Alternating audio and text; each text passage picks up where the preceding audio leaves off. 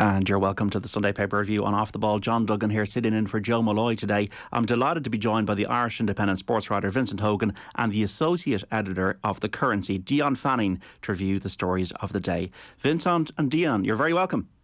Hi John, how's it going? Hope you're both well, and we'll go through the back pages to start before we get into the topics. So we have the Sunday Times here, different class.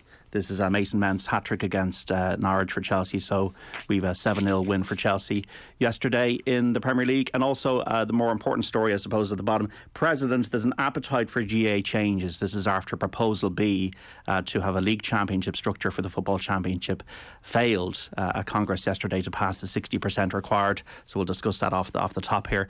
The Sunday Independent Sport, Munster pay the penalty. This is the defeat by the Ospreys in Swansea last night, 18-10, so Munster going down in the United Rugby Championship. And also, football's overhaul stalled after no vote. This is Dermot Crowe. Power and reservations of provincial councils hold sway. This is about Proposal B, which failed at Congress yesterday, Special Congress. The Observer, who needs Lukaku? This is Mason Mount. Magnificent 7. For table toppers Chelsea, as Mount hat-trick helps crush Norwich without injured £97.5 million striker. That is the Observer. We got the back of the Irish Daily Mail about Man United and Liverpool today, which is a 4:30 start. Ronaldo, I'll shut you up. United star hits back at critics, accusing him of not pulling in his weight. And GPA vowed to return with stronger plan as Congress rejects change after that vote on Proposal B at Croke Park yesterday. The Sunday World.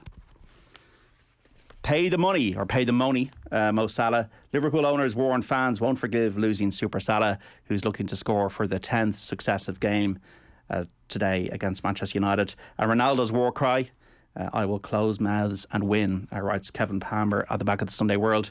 And GA says a firm no to Plan B, written by Sean McGoldrick. Well, the motion did pass, but not by 60%.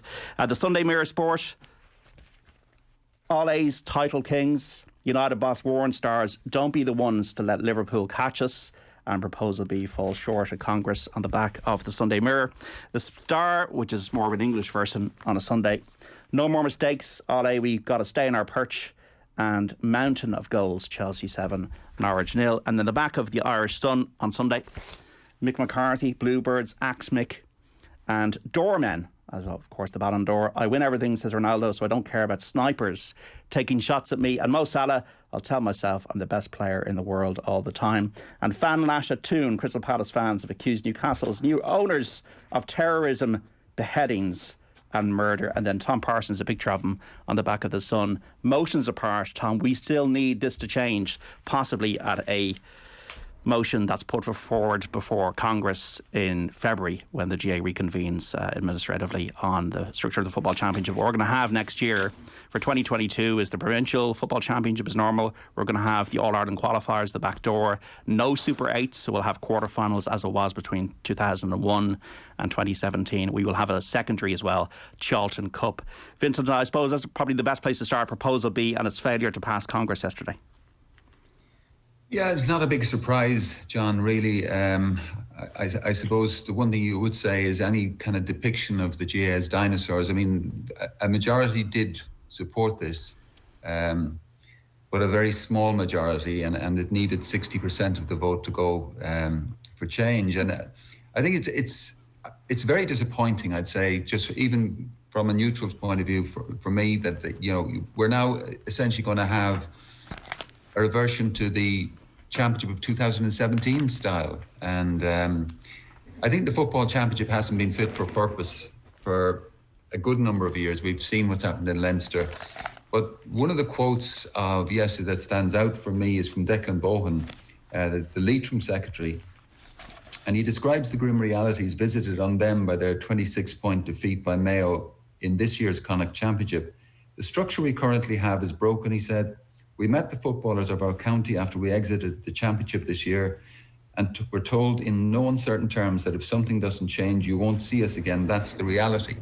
And that is the reality for certainly players in what we call so-called lesser counties. Where is the appeal of going back into a provincial championship structure that is completely stale and completely imbalanced, and where there's a pointlessness And there's an expectation that nonetheless, despite that pointlessness, that you will train and work and hard and sacrifice as much as the Dublins, as the Donegals and the Tyrones and the Mayos. But why would you do that? And why would you give up on a social life when that's the only prospect? And I suppose the appeal of Plan B, John, was it guaranteed every single county 7 games against teams broadly of their own standard. That was hugely appealing. But it did have flaws. It had glaring flaws. And I suppose the most glaring was that 3 Division 1 teams were going to be excluded from the All-Ireland Championship, but a Division 4 team was going to be included. But there, you're never going to have, there is no magic bullet here. And I think the one thing we do see is virtually every speech yesterday, it seemed to me, acknowledged the fact that there is a desperate need for change. I would echo what Tom Parsons of the GPA said. I hope they don't put this on the long finger now, because I think if you're a player in these, again, so-called lesser counties, if you're told, well, we'll have a look at it in 2 years and we'll try to come up with something else. The bottom line is there is no perfect solution here. But if you had a majority, as you did at yesterday's special Congress, in favour of this, I don't think this proposal needs a huge amount of tweaking to push it over the line with 60%. And I hope we see a situation where come February and the annual Congress, that a proposal comes back that is a little bit more palatable. But you will always have what we had yesterday, this very strong Ulster resistance to it, because they feel they have the most tenable championship. And they do. They have a fairly vibrant championship up there with a lot of teams that could beat each other. And they spoke very strongly against this. But there is an appetite there. And I think the players, I think it's 80% of GPA members are in favour of change. Look, we can't ignore the players and we have to listen to them. And to show we're listening, I think what happens from yesterday has got to be a real sense of urgency to come back quickly with something new. Tom Ryan, the Director General, says that might take a bit of work for that to get onto the floor on the Congress on February. It could be the case we have a special Congress again next year, Vincent. There was disappointing aspects for me around this. The first thing was that this was a secret ballot. So the club players put it forward a couple of years ago that you have transparency in your votes. When you were looking at all, and there's been more excitement about this Congress and this vote the last few weeks that I've ever remembered for ahead of a Congress, you had all these pledges of support from Leinster especially, that the delegates would vote for change in Proposal B, and all the estimates were that it would be very close to or beyond 60%. I was shocked, I suppose, initially, but then later in the day I probably wasn't shocked that it only got 51%. And it wasn't just Ulster that said no. But nobody will ever know because it was a secret ballot. So nobody will ever know if delegates voted as they were mandated to do so. Transparency around there would be good. To me, it all says, Vincent, that there is appetite for change, but there was a lot of speakers talking about, well, we need to discuss this more and debate this more. Sometimes in negotiations, you've got to just push it through. And my concern is that the provincial apparatus holds too much power in the association and it's too devolved, the power is too devolved, and there are too many factions. Well, they do hold a lot of power. I mean, obviously, the whole model of the GA is built around the 4 provincial councils.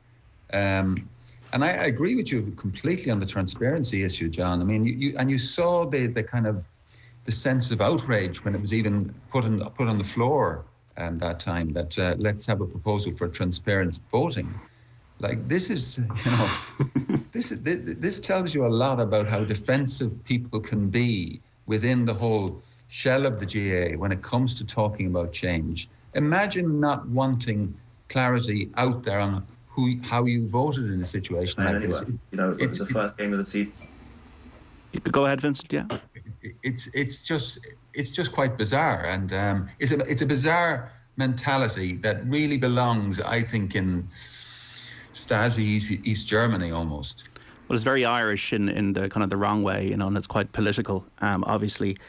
Dion, I suppose the one positive aspect, and we're discussing transparency there, is that administrators are coming under the spotlight more and more, not only in this sport, GA, but in other sports. There's many plans. There's like the Joe Brodie's written today about having that link with the provincial winners being part of a system where they'd be in the top 16 with seeded league teams. But with all these things, with so many factions, and it takes task forces and fixtures committees a long time to get these things to the floor, I'm a little bit sceptical that it'll be coming back in February. Yeah, well, I would defer to you on that, John. I'm not a GAA administration expert by any means, and I'm love to listen to yourself and Vinny talk about this. But I did go. I did once spend a very long couple of days at GAA Congress in 2017, the year the extra Super 8 was introduced.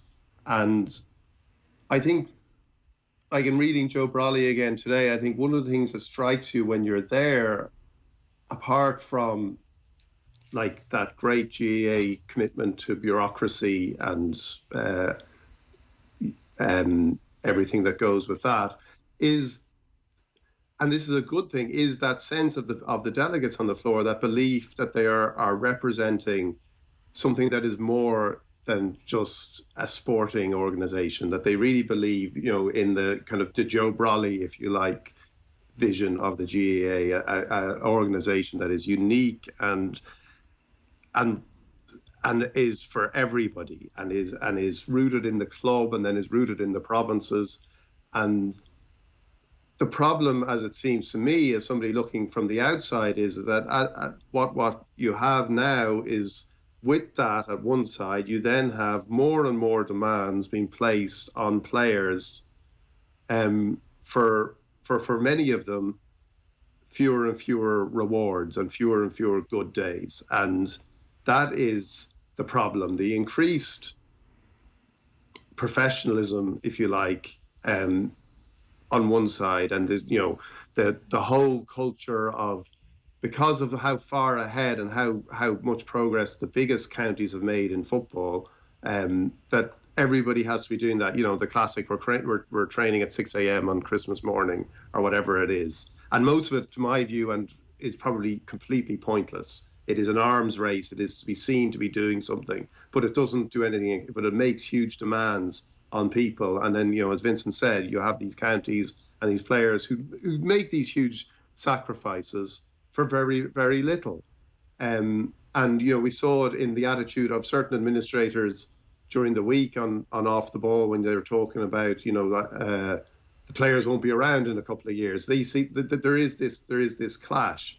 So that is one of the issues that I think is very hard to resolve. And I think Malachy Clerkin wrote about in the Irish Times yesterday that is also a function of the amount of money there is in GAA for the big club, for big counties. And I don't think that's necessarily resolved by this proposal.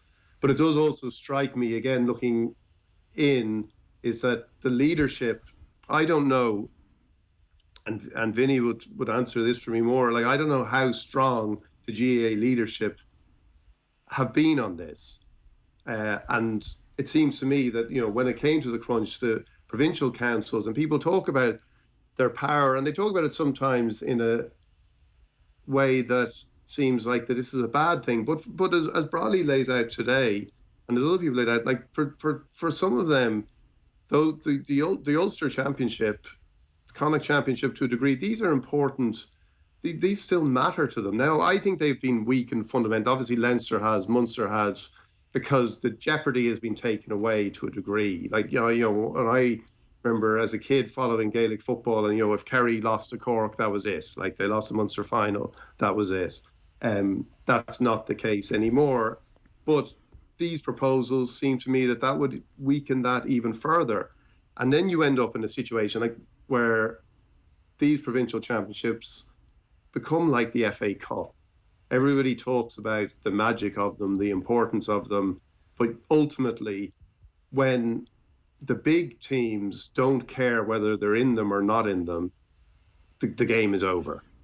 Now, I don't know if that's fair looking on from the outside, but there's some of the views I would have, I just wonder about. I would say that when I think about hurling, I think even though you have Munster and Leinster championships, they don't feel to me like Munster and Leinster championships anymore. They feel like a league system. We have a brilliant league system of 5 teams in round robins. The Munster final, which was a revered part of the Irish fabric, to me doesn't mean anything anymore. But the round robin really means something because you have a really competitive matches and you have 2 teams in each province. Being knocked out, Galway were a couple of years ago. I do feel, Vincent, there's a disconnect between the integrity, and we're not questioning anybody's integrity here, but I suppose the areas of which people are invested in provincially, for example, and then the players who had very little vote in this, 2 votes, I believe, the GPA out of 168 delegates, and the public. Because next year, what I can imagine seeing is in a split season where everything is wrapped up by July, because the pandemic ultimately determined that you'd have now an inter-county and a club season split into the calendar year by accident. You will have hurling dominating everything for the championship period, and then you'll have people only really getting interested in the football championship at the business end. Yeah, I wouldn't disagree with any of that. I think the big issue with what was proposed to happen with the provincial championships was that their proximity to the All-Ireland was very much diminished, in that they were almost run as pre-season competitions, and that's certainly how the provincial councils perceived it. I mean, this likeness to the McGrath Cup or the O'Byrne Cup was being thrown around the place, and you can see why. And I think I read somewhere that the Sean Kelly, Jim McGuinness proposal, which wasn't put forward yesterday, obviously, there was the one thing that they put into removing the championships, the Munster championships, to that kind of proximity from the All-Ireland, was the winners of the provincial championships got some kind of a seeding benefit for the All-Ireland, so then you have that link. But yeah, I do worry for the football championship next year. There's a staleness about it, and in many ways, the whole debate about yesterday, in the lead up to yesterday, is it now, when we're sitting here this morning with the reality that we're basically going to have the championship we had in 2017, it does feel like a real opportunity missed. And, but what strikes me as well is that there is a very entrenched language coming from Ulster particularly. And you might imagine that a county like Antrim, for example, where, they are one of, maybe themselves and Fermanagh are the least competitive counties in that championship, that they don't really go into that championship with a real chance of winning it. But they were as strident. I mean, particularly the Antrim GA chairman, Kieran McAvanna, summed up the overriding sentiment among Ulster. I'm quoting this now from Philip Lanigan's piece in the Mail.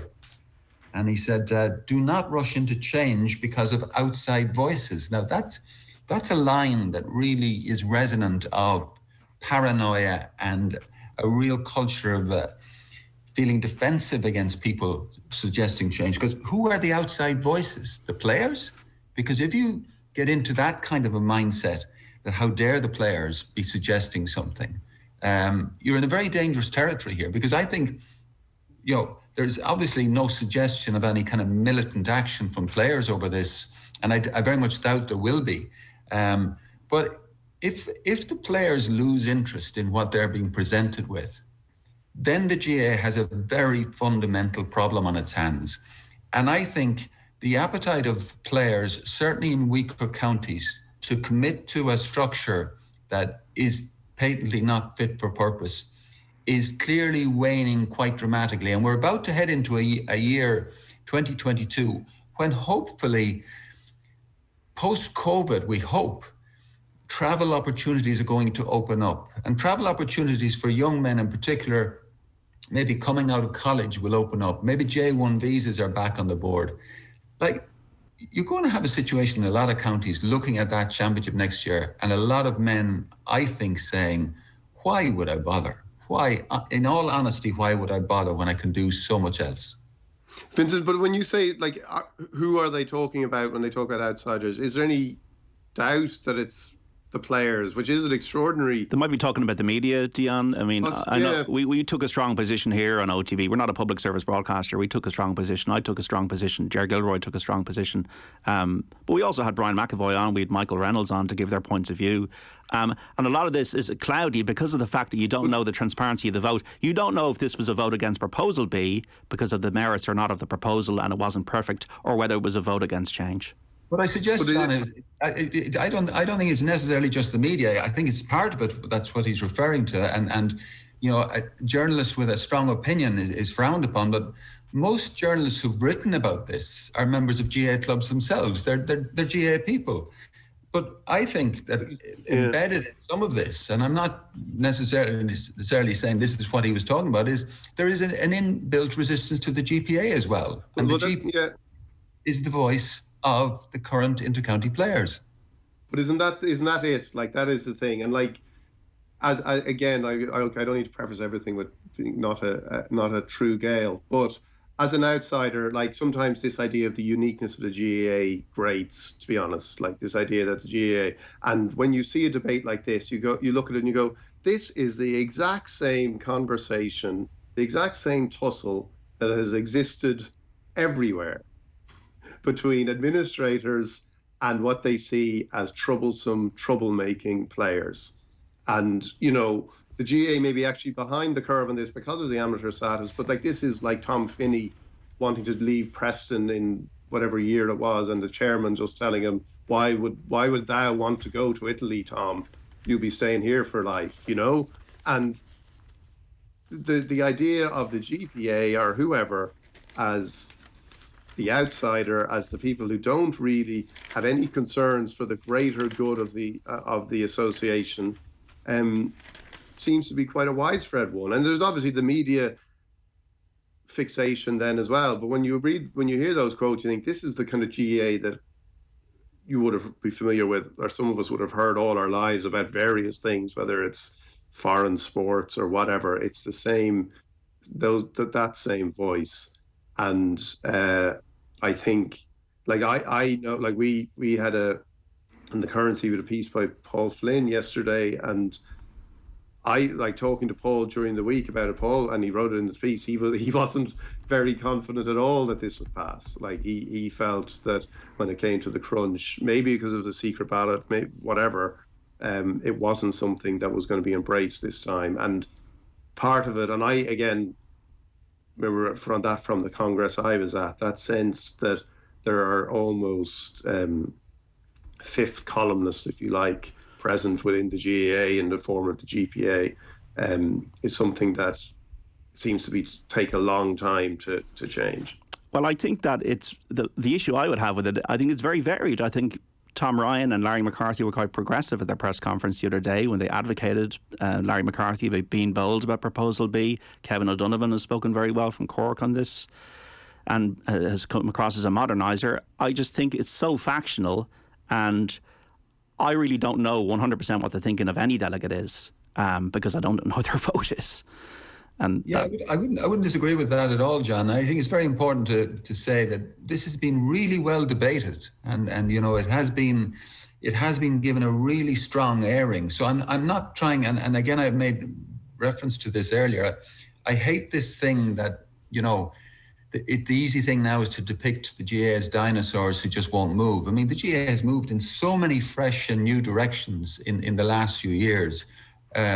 Kind of almost maverick directions by given what their past is, and I agree with you. Some of the debate yesterday was very balanced. It was very realistic.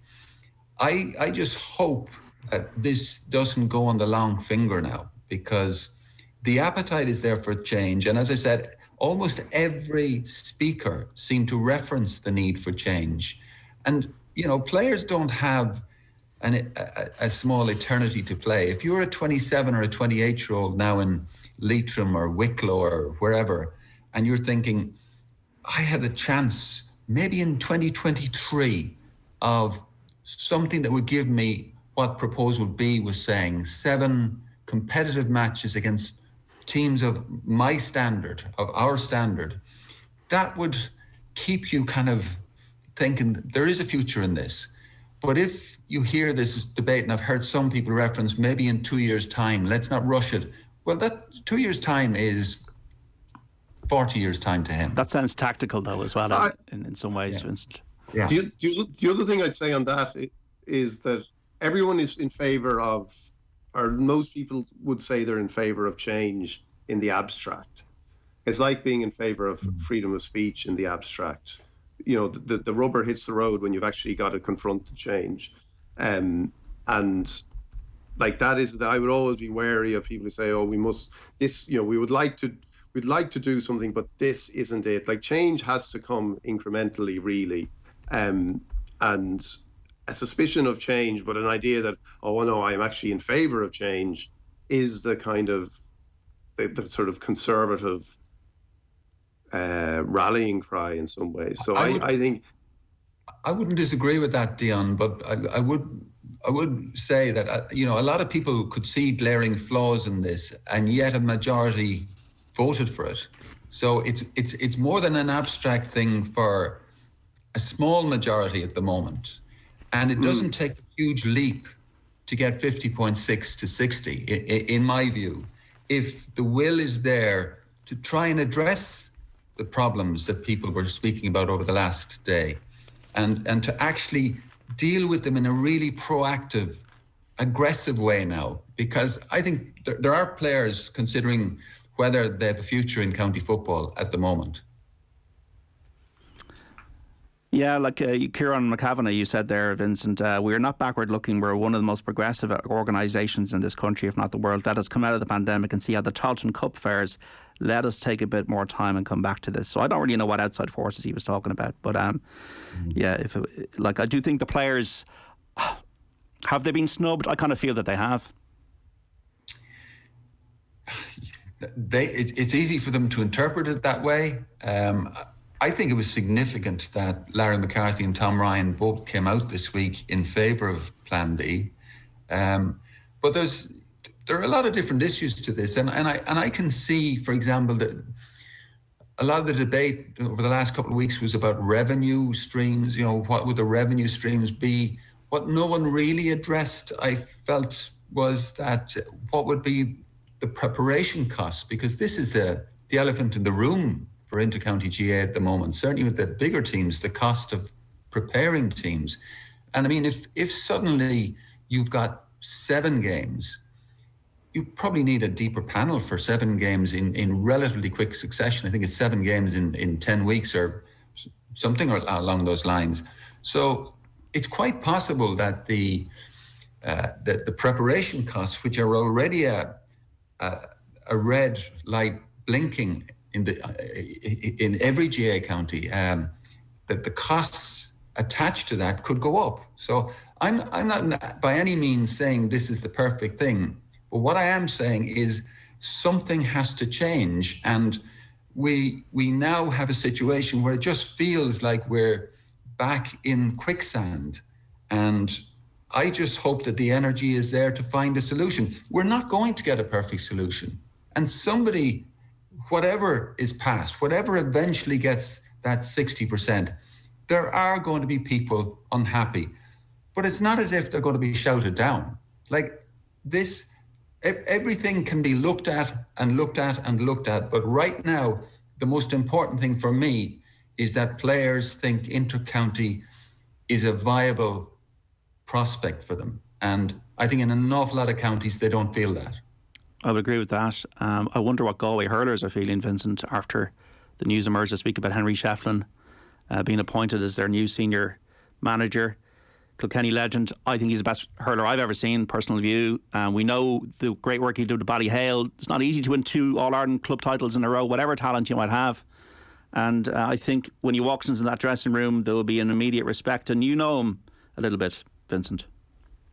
Yeah, well, I would know Henry reasonably well. I ghost wrote his autobiography, so I would have spent a lot of time in his company.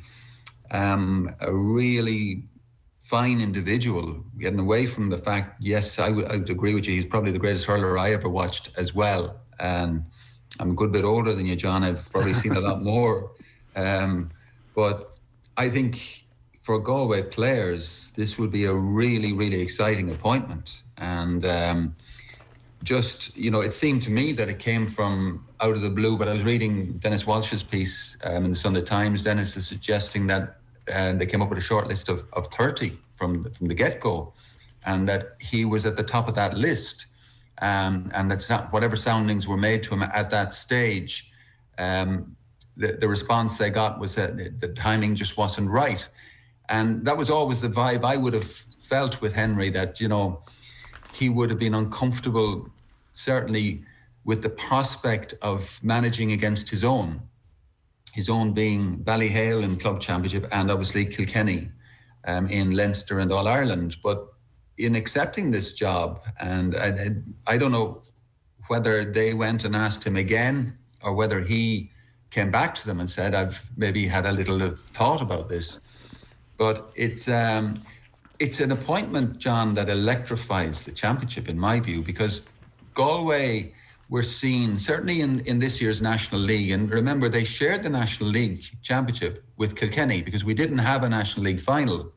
So Galway came out of that National League absolutely categorically seen by most people as the biggest danger to Limerick, because they have the physical players and they have the amount of talent in the squad, and they have a lot of minor All-Irelands. I think it's 5 since 2010 or something like that. So there's a lot of talent in Galway.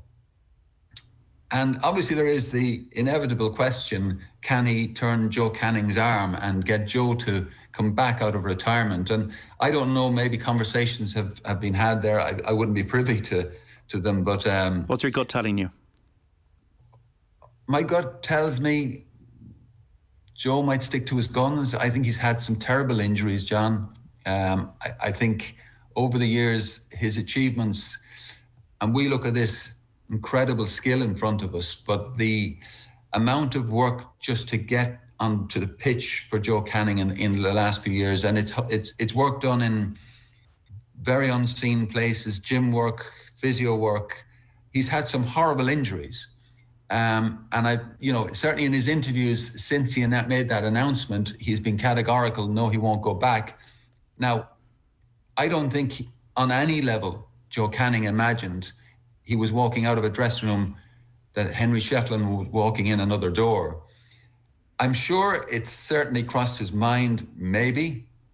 I'm sure for Henry particularly, he would love to have an enthusiastic Canning in that dressing room. Maybe he could sell it to him on the basis of an impact sub. I'm not sure that's a role that Joe would ever warm to.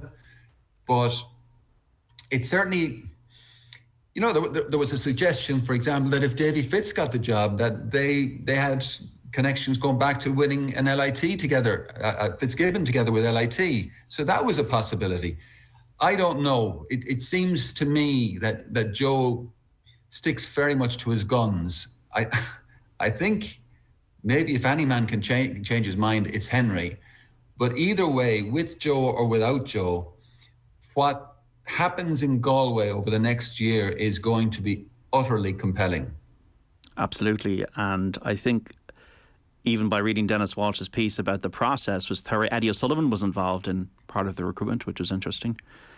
And yeah, they obviously went about a very kind of business-like approach to the appointment. And I see in Dennis's piece, they interviewed Henry then finally last Monday, I think, and it's clear that the interview board seemed to have been very happy straight away with what they saw in Henry, and who wouldn't be? I mean, I don't imagine anyone has ever interviewed Henry Shefflin and come away underwhelmed.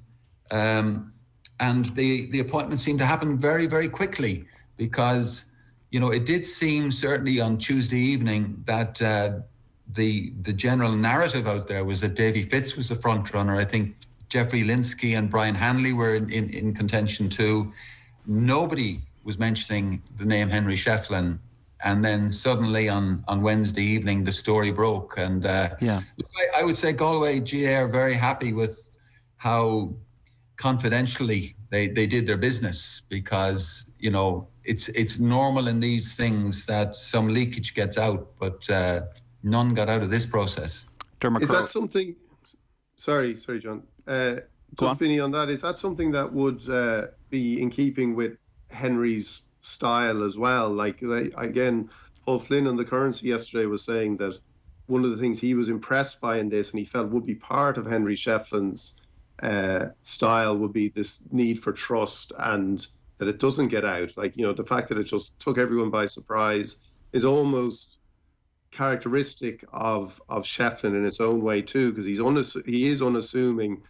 I've only met him a couple of times, and you do come away, as you said in that, like when you said about the interview, those times I met him, you come away from it not just impressed by what he's achieved and how he talks about it, but that sense of curiosity he has, that sense of asking questions as much as answering them, and that seems to be what we've all talked to great players who you talk to them and you think these guys couldn't make it as a manager because it is a self-obsession that has driven them to success. Whereas with Shefflin, he seems to have that curiosity that will allow him to make that leap. Yeah, I think that's a very good point, Dion. I think it would have absolutely, Henry would have hated it leaking out, and it would have made him question the environment he was going to step into had it leaked out. Certainly in all my dealings with him, he's very, very conscientious about his own image and how he's perceived, and the integrity that he carries, and I think integrity is a word that follows him everywhere. So I think that's a great point. I think the fact that it was kept so secretively would have his stamp all over it. That I would imagine that when he agreed to the idea of going to be interviewed, I think he was interviewed in Portlaoise,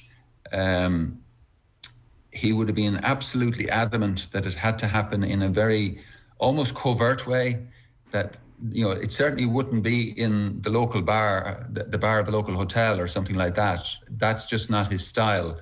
And I think he's very mindful of not being seen to step on other people's toes if other people thought they had the job.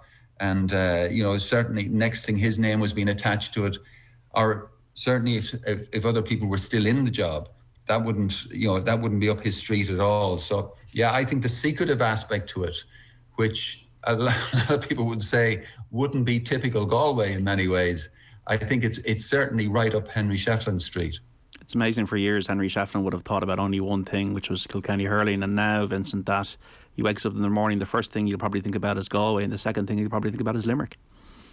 Yeah, and there's no doubt about it. There are going to be uncomfortable moments for Henry, and I think the very fact of managing against his own, which he'll have to do in the round robin series, which he may then have to do again in the provincial final if they both get to the provincial final, and he may conceivably have to do it again. And so it's not inconceivable that he could have 3 championship games next year against Brian Cody, and I think that will definitely make him uncomfortable, but not anyway on a level that will pare away or diminish his competitive instinct. He will want to win those games, and he will want to, he makes no bones about the fact or the influence that Brian Cody has had on his career.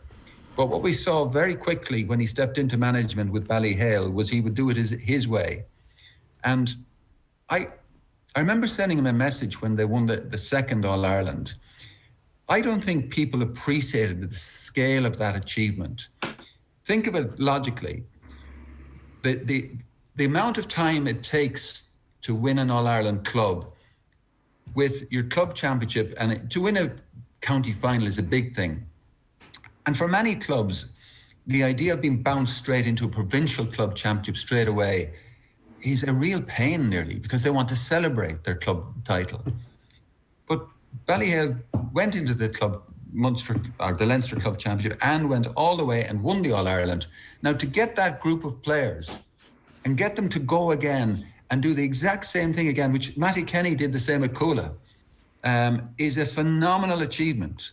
It's an achievement not just in coaching, but in serious man management, in getting those players to buy in that we can do it again. And I thought that was an extraordinary achievement. His first job in management, and he wins back-to-back Club All-Irelands.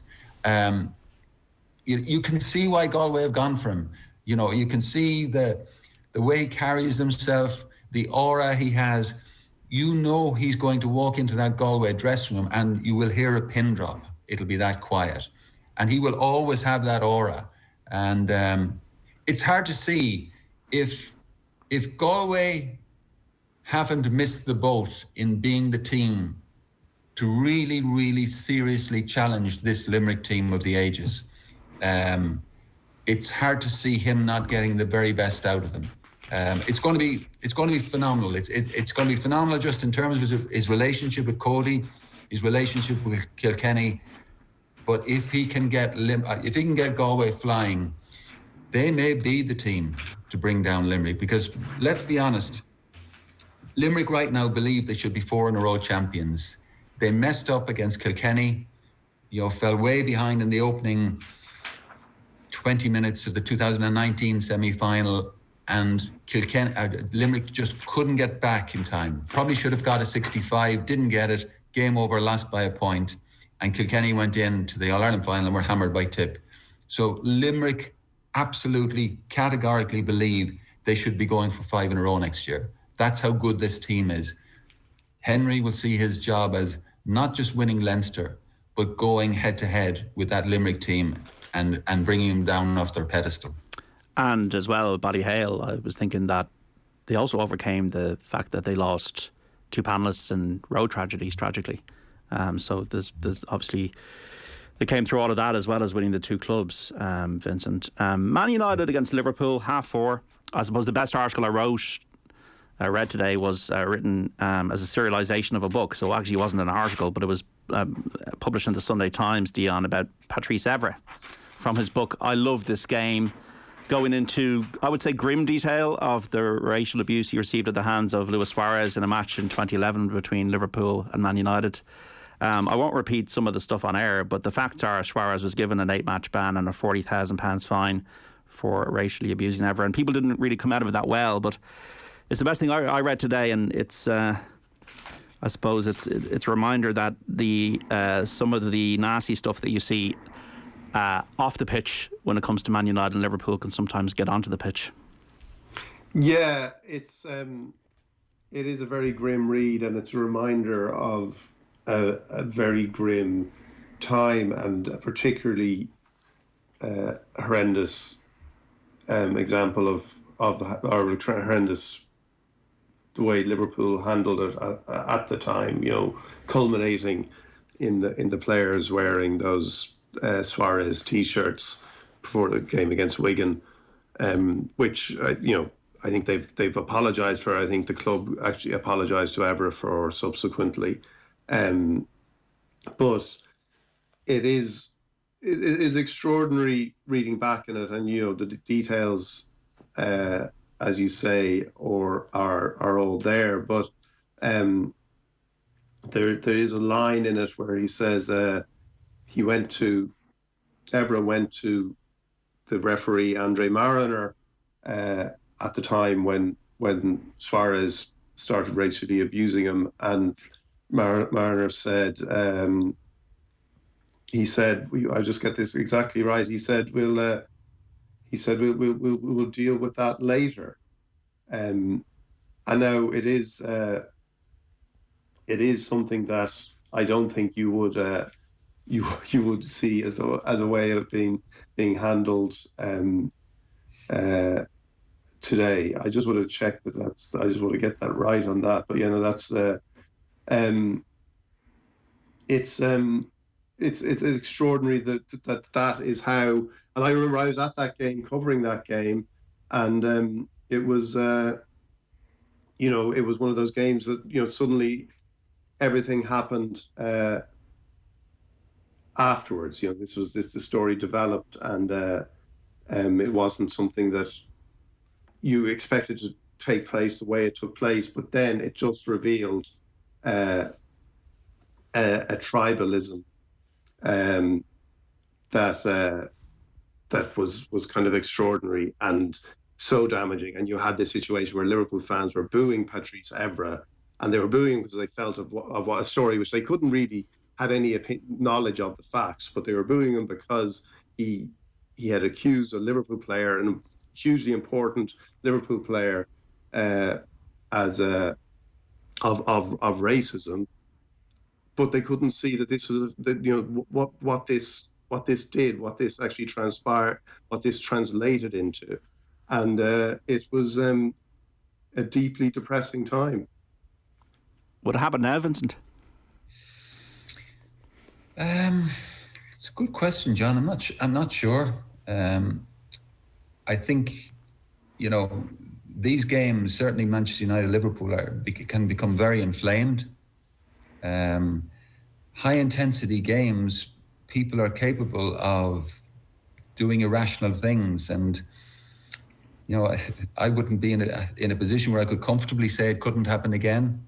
I think when you think of the intensity of it, of what Evra encountered after this, when Suarez got his suspension, I mean, he got a letter from a man in prison, he said, who's the first thing he was going to do when he got out was kill me. And he had security around his house, 24-hour security around his house for 2 months after. And I, as a very passionate Liverpool supporter, I think Liverpool were so bad in how they handled that. And Dion referred to the shirts before the Wigan game and that. But also the idea that when it came to shaking hands, and Evra was willing to shake hands, and Suarez just skipped him. And I think, again, you can have great players. And while he was a Liverpool player, we all loved what Luis Suarez did in terms of his goal scoring. But you could also see an unpleasant side to him. And that unpleasant side would bubble over every now and then. And it's funny, I hear anecdotally that when he played for Barcelona in the 4-0 game, that famous 4-0 game at Anfield there subsequently, and I heard that he really was upset and surprised that Liverpool fans booed him that night. And, it just shows you how subjective supporters can be. They will idolize you no matter what your conduct is if you're putting the ball in the net for your team. But the moment you come back, they're looking at you and saying, he's a nasty piece of business, So we can be very, very, very, very skewed in how we look at the players. And we can change our minds about people instantly as soon as they wear a different jersey. Well, yeah, I think that noise, it is, again, it's a great example of how you have to try, and that noise is meaningless. That tribal noise does nothing to advance or illuminate any debate. And like the Suarez situation at the time was kind of clear in that. I don't think anybody, Liverpool fans, the club, would they have taken the same position with a player who was less important to them than Luis Suarez. And because he was so important in a team that desperately needed him, Liverpool supporters who pride themselves, and I remember talking to Tony Evans, the journalist who's also a Liverpool fan, and Tony Evans never went down Tony Evans was always very strong that this was wrong and had to be condemned. But so many Liverpool fans who would pride themselves, and it's a club that would pride itself, and Eamon Sweeney touches upon this in a different piece today in terms of Jurgen Klopp, who would pride itself on its left-wing values and credentials, and yet so many people went down sort of rabbit holes talking about Rio Planten's dialects and all this kind of stuff. Myopia. It's just complete myopia because you're so entrenched in your own position, in your own house. Because you want to believe. You need to believe. We don't do anything wrong in our house. But it's not even that. It's just that there are more. Ultimately, there are more important. The honest position would be there are more important things to me than this, because Luis Suarez is more important than any of this. That is the position that people put themselves in because they feel that this is something that is so important to them. And you can see parallels with the way some Newcastle fans have responded to the Saudi Arabia takeover, and this idea that they are so put upon, they're entitled to this because of their long suffering as Newcastle fans. Now, it is long suffering in sporting terms, and it is, but it is nothing really in terms of what Saudi Arabia are accused of. And it was an interesting time because it came then the John Terry, Anton Ferdinand incident happened after this, but it was so depressing in terms of what it sort of illuminated about tribalism in football and where it was going, and because of social media and because of Twitter, there was going to be even more entrenched views. And Vincent is right. I don't know. I think the way Andre Mariner dealt with it wouldn't happen today. I don't think if a player goes and says that somebody else has racially abused them, that the referee would say we'll deal with this later. I don't think that would happen today. But every other bit of it, can you confidently say in a world that's become more tribal 10 years later, that there wouldn't be the same response? Because look at what's happening with Newcastle. Look at how they are saying that's not for, some Newcastle fans are saying that's not for us. That's not. Yeah. Well, we didn't have cancel culture then, I suppose. Maybe there's a bit more accountability now. I would like to hope that there is. I think with Suarez, though, there was always a feral nature to Suarez when you went on a football pitch. Like obviously the biting being the example of that, which is just like the bizarre behaviour. 4:30 kickoff. We have it live on News Talk on the radio. It's just a fascinating game, really, for a couple of reasons. I really like Jonathan Liu's piece in The Observer. I'm going to quote some of that now. In May, the club opened the first of 5 new entertainment centres it's planning to build in mainland China. Located near Tiananmen Square in Beijing, the Theatre of Dreams offers visitors an interactive journey through the club's incredible history, encompassing 142 years of triumph, heroics, and the never-ending pursuit of excellence. There are light shows, photo opportunities, games where you can try a swerve of football like David Beckham or recreate Wayne Rooney's famous bicycle kick against Manchester City.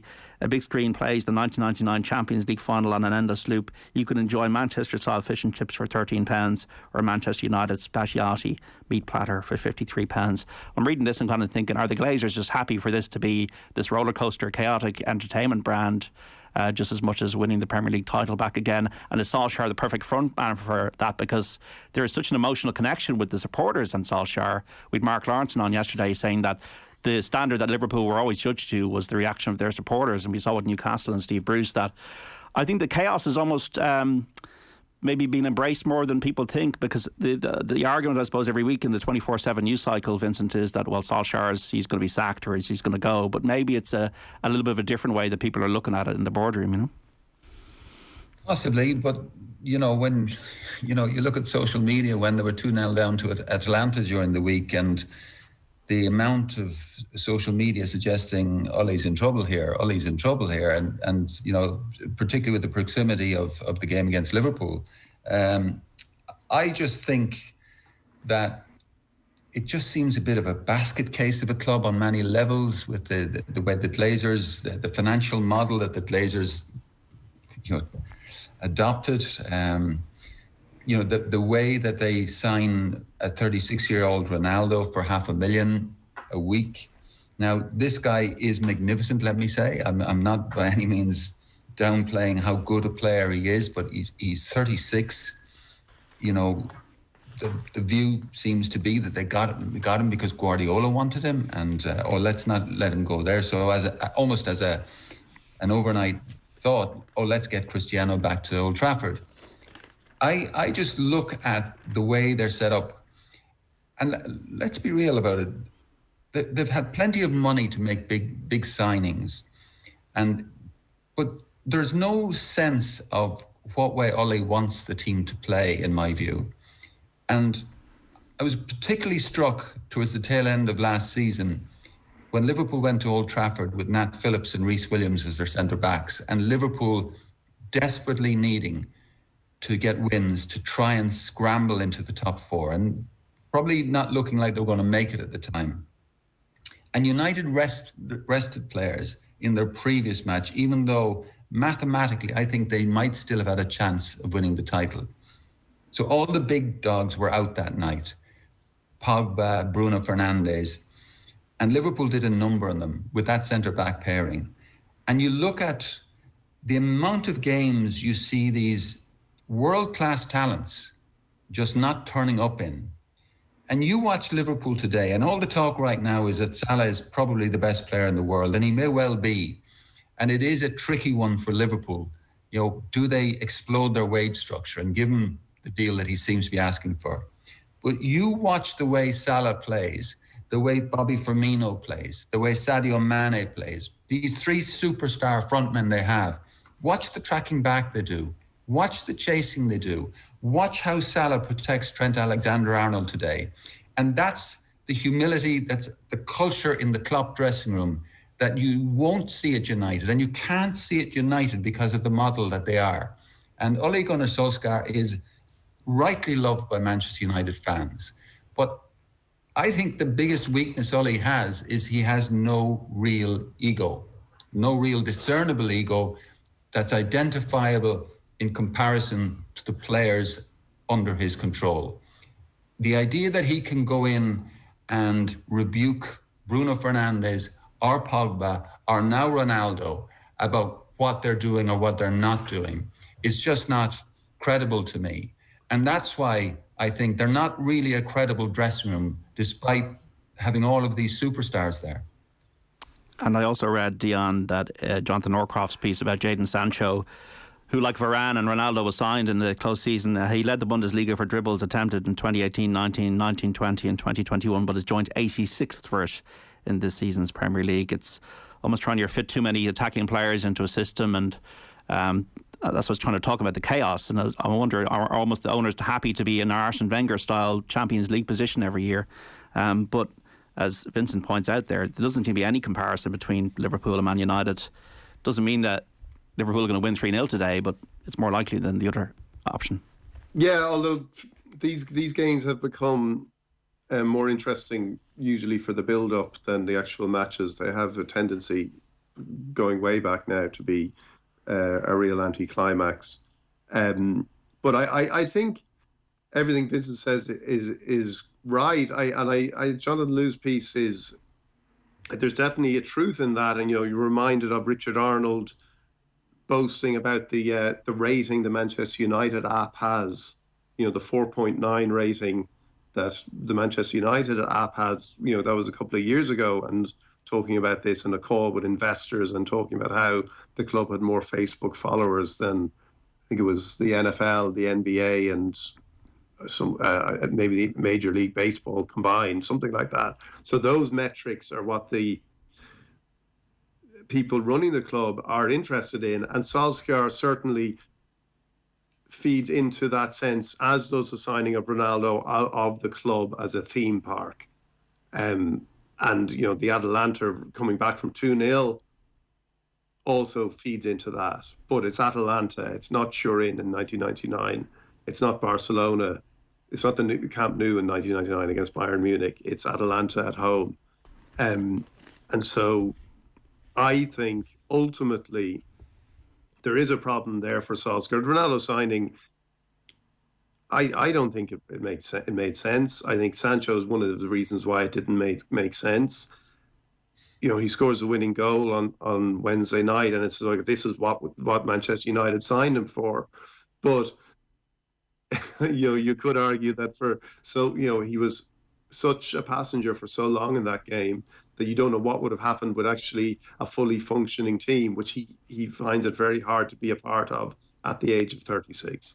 So I don't see that. Would Klopp have signed him? There is no. I think it's almost unfair to Solskjaer to compare him to Klopp, because as managers, they're not the same species.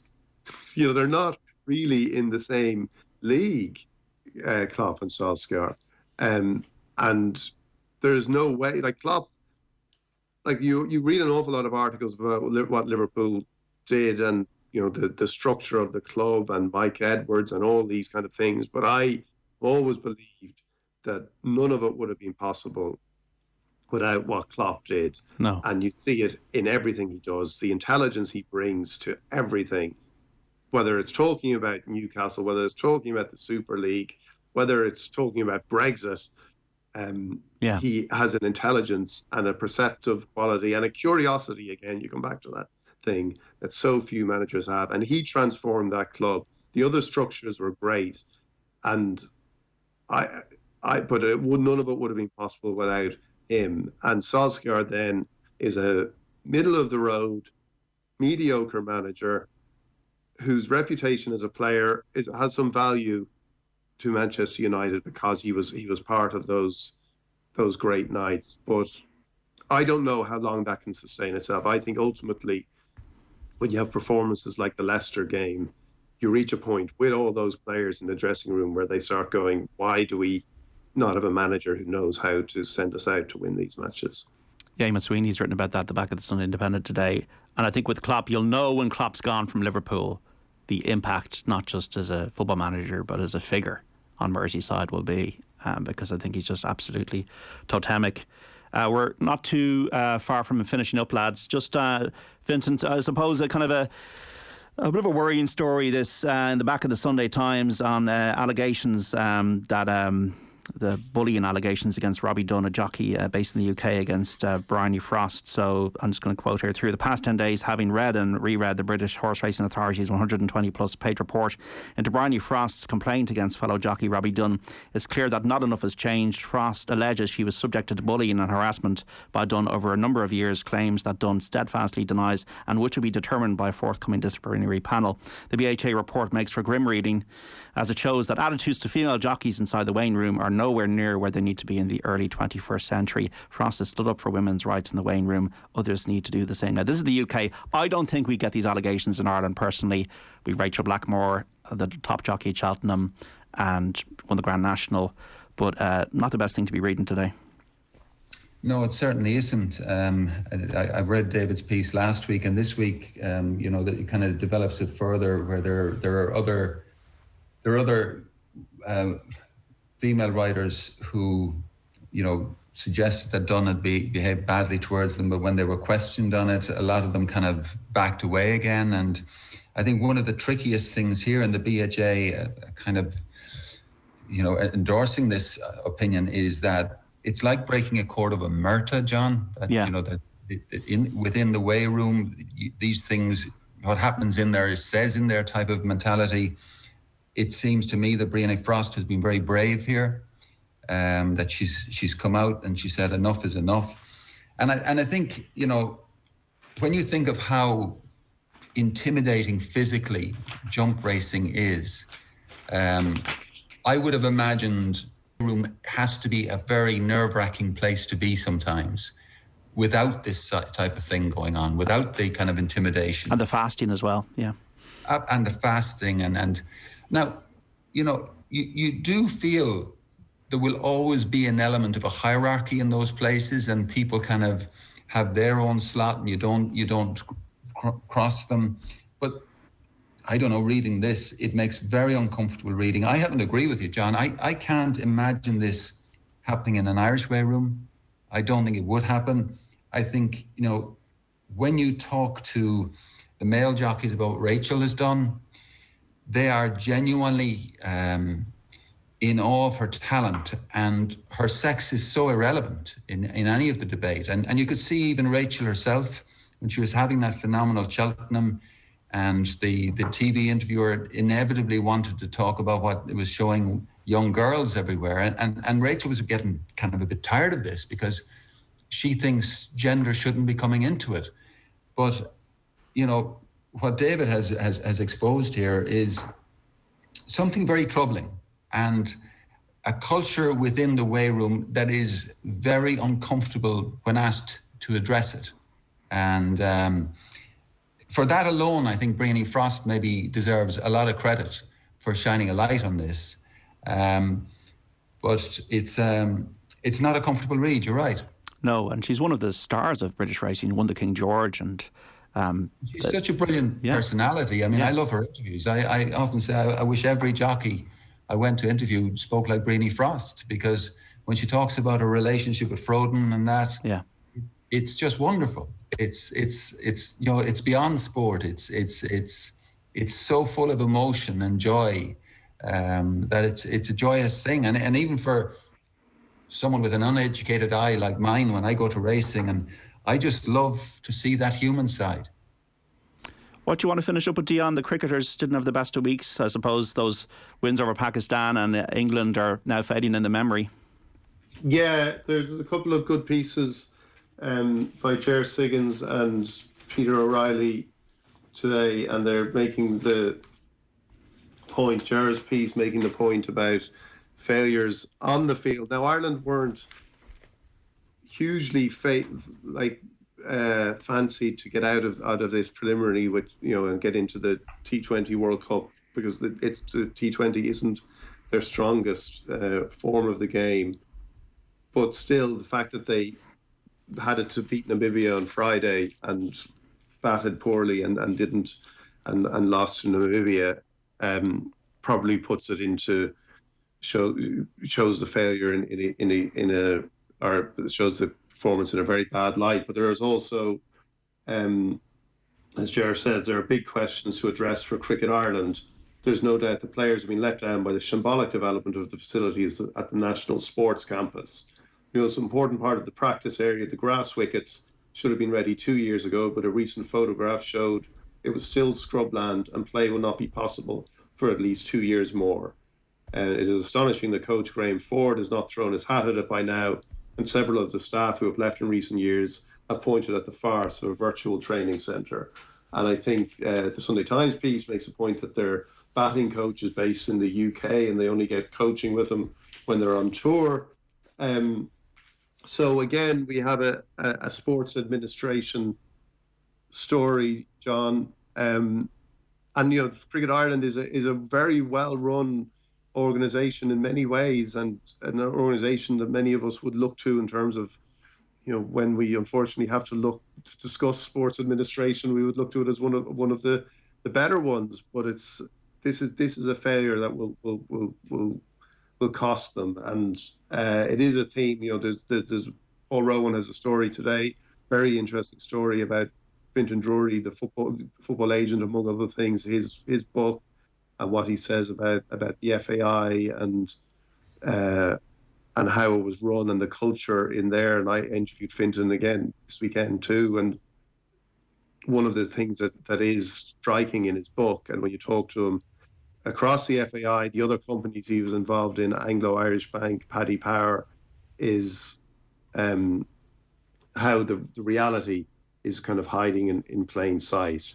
Different realities in all companies, but there's something there that we look away from, and that's something that I think as a country we need to get better at. And you look at what happens when you do get it right, and you look at the coverage of the women's football team, and they have a huge game on Tuesday, and you look at how the women's team were treated under the FAI in the past, and that failure even of vision to see what actually, how big women's football can become. And it is, you see it now, and you see it everywhere around the world. You see it everywhere, what it is becoming, and the interest that is developing in it, and how big it's going to become.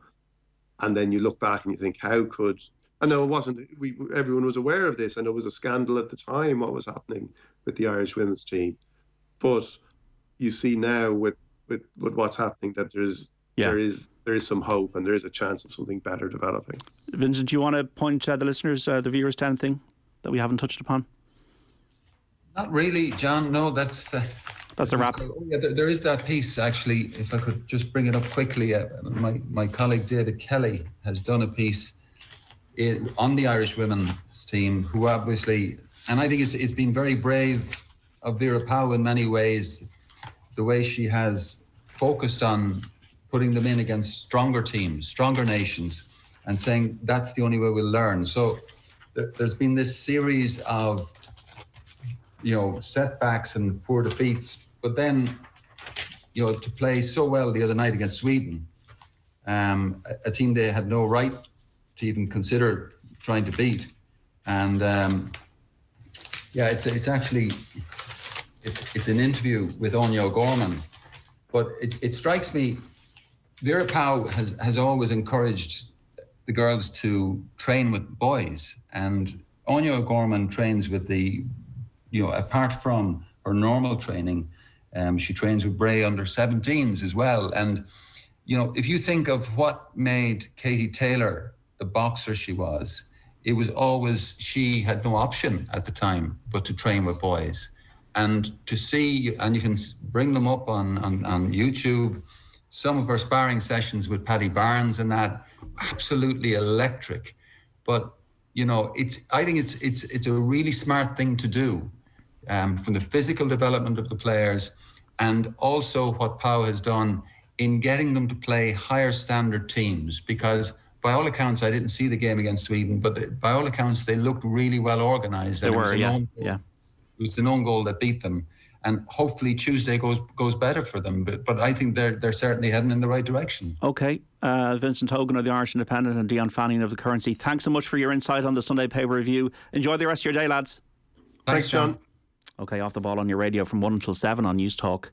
And on the OTB Sports app, we've got 2 live and exclusive Premier League commentary games to bring you. First up, West Ham versus Tottenham Hotspur. Jessica Farry and Keith Tracy describing that one. Then it's the big one, Manchester United against Liverpool. Joe Malloy and Brian Kerr providing the call. If you missed any of the Sunday paper review, you can check out the podcast on the OTB Sports app or wherever you get your pods. We're back on your radio from 1. Chat then.